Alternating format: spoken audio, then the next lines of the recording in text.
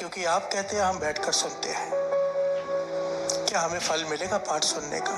प्यार से बोलिए धन गुरु नानक। धन गुरु नानक। फिर से सुनिए सवाल कि हम पंजाबी नहीं है, हमें गुरुमुखी भी नहीं आती, हमें श्री सुखमनी साहब जी की वाणी सुनते हैं पर समझ में भी नहीं आती।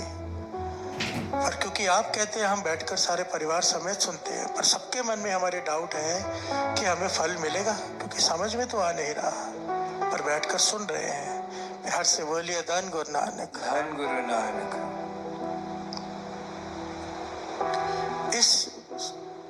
इसका जवाब ना बड़ा ही प्यारा ऐतिहासिक घटना में है, गुरु अर्जन देव जी महाराज का समय की।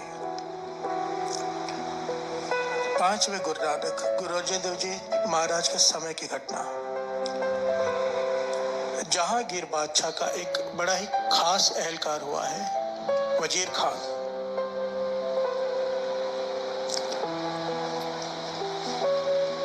ऐतिहासिक घटना साध संगत जी। वजीर खान को जलोदर का रोग हो गया। जलोदर का रोग कहते हैं पेट में पानी भर जाता है, ना आदमी सो सकता है, ना बैठ सकता है, ना चल सकता है, बस पीड़ा में रहता है, तकलीफ ही तकलीफ, दर्द, हर वक्त दर्द, चीसें पड़ती हैं अंदर, दर्द उठते हैं, कराता है। इतनी बुरी हालत उसकी, सारे वैद्यों ने हाथ जोड़ दिया, भी हमसे इलाज नहीं हो सकता, इसका कोई इलाज नहीं है। अब जहांगीर का खास एहलकार है, वो बहुत बड़ी हवेली में रहता है। उसकी हवेली के बाहर से एक गुरु का सिख गुजरता है हर रोज, एक फिक्स टाइम पे कहीं जाता होगा। हवेली बड़ी थी, हवेली बड़ी थी तो हवेली को घूम के जाता था, बड़ी हवेली को। और जब तक वो वहां से चल कर जाता था, कुछ पढ़ता था, जोर जोर से कुछ पढ़ते हुए जाता था। जहांगीर ने जब वजीर खान ने जब उसकी आवाज सुनी कि ये कोई गुरु का सिख कुछ पढ़ते हुए जाता है, जब भी वहां से गुजरता है, और जितनी देर वो वहां से गुजरता है, कुछ पढ़ता है, कानों में आवाज पड़ती है, उतनी देर के लिए दर्द बहुत कम हो जाती, खत्म ही हो जाती है लगभग। प्यार से बोलिए धन गुरु नानक। धन गुरु नानक। ध्यान से समझना, वो गुरु का सिख हवेली को क्रॉस करके गुजरता है रोज। हवेली बड़ी है तो समय लग जाता है 2-4 मिनट का। जितनी देर गुरु का सिख वो वहां से गुजरता है कुछ पढ़ते हुए जोर से, वजीर खान को आराम आ जाता है, उसका दर्द खत्म हो जाता है। पूरा रात जो जागता है, पूरा दिन जो कराता है, जितनी देर वो सिख वहां से गुजरता है, उसने नोट की ये बात कि कुछ दिनों तक कि जब ये गुरु का सिख यहाँ से गुजरता है, जितनी देर तक उसकी आवाज आती है, दर्द खत्म हो जाता है। प्यार से बोलिए धन गुरु नानक। धन गुरु नानक। तो वजीर खान ने उसे अपने पास बुलाया और कहा, हे गुरु के सिख, ये तू क्या पढ़ता है? जब जब तू यहाँ से पढ़ते हुए गुजरता है, मैं बहुत रोगी हूँ, कोई इलाज नहीं जो मेरा रोग है जलोदर का। आज उस रोग को क्या कहते हैं मुझे पता नहीं, उसका नाम क्या है साइंस में, पर आज भी ये रोग है जिसमें पेट में पानी भर जाता है, सुना है मैंने। तो इतनी तकलीफ है, पर जब तू गुजरता है कुछ पढ़ते हुए यहाँ से, वो तो क्या पढ़ता है? क्योंकि जब तक वो जो तू पढ़ता है, कानों में आवाज पड़ती है, दर्द ठीक हो जाता है। तो गुरु के सुख ने कहने लगा, ये तो मेरे 5वें गुरु नानक गुरु अर्जन देव जी द्वारा रचना की गई बानी श्री सुखमनी साहब जी है। प्यार से बोलिए धन गुरु नानक। धन गुरु नानक। मेरे गुरु अर्जन देव जी महाराज ने इस बाणी की रचना की है, और ये कहा है कि ये देह अरोगता के लिए है। इसमें कई बार है इस बाणी में, तो हम सिखों ने इस बाणी को याद कर लिया है कि जब समय मिले बाणी को पढ़ते हुए बड़ा ही रस आता है, बड़ा ही मन जुड़ता है, तो ये बाणी हम पढ़ते रहते हैं। तो वजीर खान ने हाथ जोड़ दिया उस गुरु सिख के आगे, कहने लगा, मुझ पे तरस कर। इतना बड़ा एहलकार एक सिख के आगे हाथ जोड़ रहा है, सिख गरीब है, ये वजीर खान है, एहलकार है, हाथ जोड़कर कह रहा है कि 40 दिनों तक मेरी बेनती है कि मुझे यहाँ पर बैठकर ये पूरा श्री सुखमनी साहब जी का पाठ सुना, ताकि मेरा रोग ठीक हो जाए।